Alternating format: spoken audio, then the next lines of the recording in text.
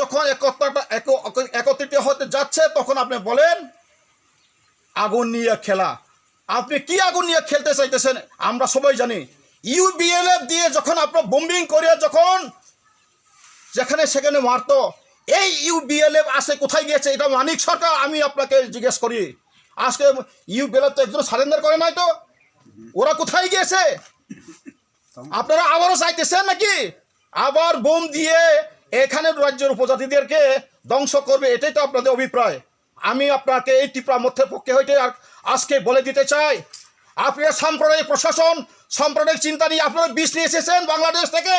হিন্দু মুসলমান কাটাকাটি করে আপনারা সাম্প্রদায়িক, আপনারাই বিষ নিয়ে এসেছেন। আমরা সাম্প্রদায়িক না, আমরা প্রত্যেকটি বাঙালি ভাইকে এখনও ভালোবাসি, আগেও ভালোবেসেছিলাম। আপনারা 1 লক্ষ 10 লক্ষ এই ত্রিপুরা অনুপ্রবেশ করতে নাই। আপনারা কি বছরে কত সংখ্যা এসেছে আমার কাছে সব আছে তথ্য।